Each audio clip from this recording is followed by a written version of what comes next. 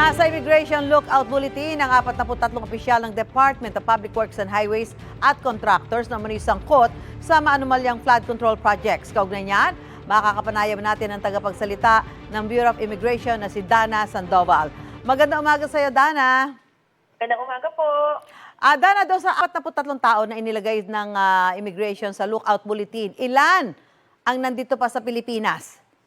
Doon po sa unang batch, yun po yung na-check na namin, lahat po nandito sa Pilipinas. Although, meron pong mga recent na nagbiyahe, parang mga late August, they left, but they returned already. Yung pangalawang batch po na natanggap po natin kahapon, inaantay pa po natin yung full list of the travel records of the individuals stated there. Kasi dalawa pong batch ang dumating na lookout bulletin. The one was the other day, a batch of 35. And the rest po, yung sumunod na batch, 26 individuals, dumating po kahapon ng hapon. Dana, pwede ba sabihin kung sino-sino yung mga umalis na sa bansa, nakasama doon sa mga nailabas na lookout bulletin, pero sabi mo nga, nakaalis na bago pa lumabas yan?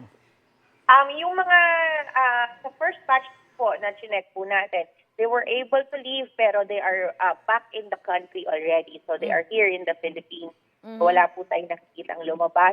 But this information will be verified and submitted to the Department of Justice. So siguro po ngayon, at this point, hindi ko muna ma-share yung mga finer details ng mga travel records ng mga individual up until maisumite po natin sa Department of Justice yung full report about it. Dana, dito, hindi naman sila bawal umalis ng bansa, yung mga nasa lookout bulletin, ano? Pero ano yung gagawin sa mga tao sa listahan kapag na-monitor sila sa airport o sa pantalan? Kukwestiyonin bang muna sila bago pa alisin? Paano ba magiging proseso niyan kung nasa lookout bulletin ka?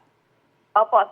True to its name, lookout bulletin po is for lookout or i-monitor po ang kanilang mga biyahe. Hindi po ito hold departure order or warrant of arrest. Kapag na-encounter po yung individual, ang gagawin po ng officer is to check with the relevant government agencies, including the National Prosecutor's Office, kung merong freshly issued na warrant of arrest or hold departure order. Kasi sa mga ganito pong cases na high profile, mabilis po yung andar ng mga kaso. So maaring biglang may in-issue na hold departure order or warrant of arrest.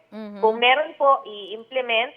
Kung wala po, kukunin ng mga detalye ng kanilang biyahe at isusumiti po sa Department of Justice yung information para makatulong po sa investigation. Sa madaling salita, kung wala nga talaga balakid, kahit nasa lookout bulletin, makakaalis pa rin sila.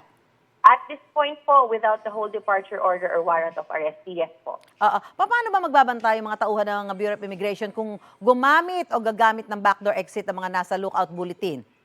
Kapag yung tinatawag po natin na illegal migration corridor or yung mga paypay dagat po natin, yan po ay hindi saklaw ng Bureau of Immigration. Ang dinadaanan po niyan, ang nagbabantay po dyan rather are yung mga local government units as well as yung mga local law enforcement agents na nagbabantay po doon sa area.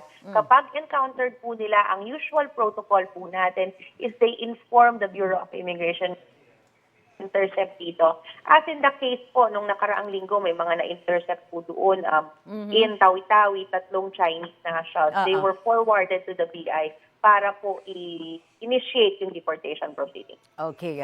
Maraming salamat, Bureau of Immigration spokesperson Dana Sandoval. Magandang umaga sa iyo. Salamat po, magandang umaga. Gusto mo bang mauna sa mga balita? Mag-subscribe na sa GMA Integrated News sa YouTube at tumutok sa unang balita.